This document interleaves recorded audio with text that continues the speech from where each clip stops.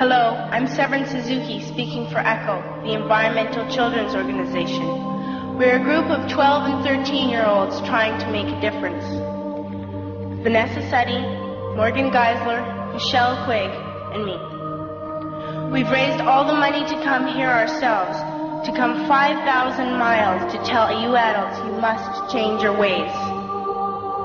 Coming up here today, I have no hidden agenda. I am fighting for my future. Losing my future is not like losing an election or a few points on the stock market. I am here to speak for all generations to come. I am here to speak on behalf of the starving children around the world whose cries go unheard. I am here to speak for the countless animals dying across this planet because they have nowhere left to go. I am afraid to go out in the sun now because of the holes in our ozone. I am afraid to breathe the air because I don't know what chemicals are in it. I used to go fishing in Vancouver, my home, with my dad, until just a few years ago we found the fish full of cancers.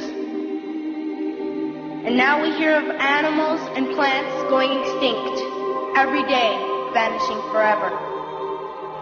In my life, I have dreamt of seeing the great herds of wild animals, jungles and rainforests, full of birds and butterflies. But now I wonder if they will even exist for my children to see. Did you have to worry of these things when you were my age? All this is happening before our eyes, and yet we act as if we have all the time we want and all the solutions. I'm only a child, and I don't have all the solutions. But I want you to realize, neither do you. You don't know how to fix the holes in our ozone layer. You don't know how to bring the salmon back up a dead stream. You don't know how to bring back an animal now extinct. And you can't bring back the forest that once grew where there is now a desert. If you don't know how to fix it, please stop breaking it. Here, you may be delegates of your government, business people, organizers, reporters, or politicians. But really, your mothers and fathers, sisters and brothers, aunts and uncles, and all of you are someone's child. I'm only a child, yet I know we are all part of a family, 5 billion strong. In fact, 30 million species strong. And borders and governments will never change that. I'm only a child, yet I know we are all in this together and should act as one single world towards one single goal. In my anger, I am not blind, and in my fear, I am not afraid of telling the world how I feel. In my country, we make so much waste. We buy and throw away, and yet northern countries will not share with the needy. Even when we have more than enough, we are afraid to share. We are afraid to let go of some of our wealth. In Canada, we live the privileged life, with plenty of food, water, and shelter. We have watches, bicycles, computers, and television sets. The list could go on for 2 days. 2 days ago, here in Brazil, we were shocked when we spent time with some children living on the streets. This is what one child told us. I wish I was rich. And if I were, I would give all the street children food, clothes, medicines, shelter, and love and affection.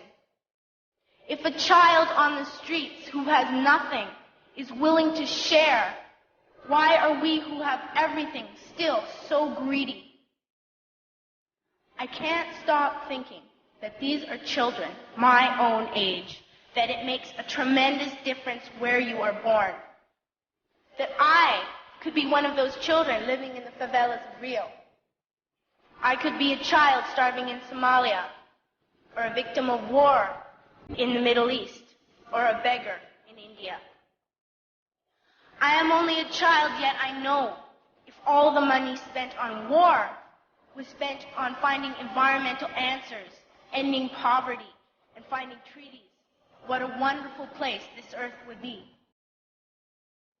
At school, even in kindergarten, you teach us how to behave in the world. You teach us not to fight with others, to work things out, to respect others, to clean up our mess, not to hurt other creatures, to share, not be greedy. Then why do you go out and do the things you tell us not to do? Do not forget why you are attending these conferences, who you're doing this for. We are your own children. You are deciding what kind of a world we are growing up in. Parents should be able to comfort their children by saying, everything's going to be all right.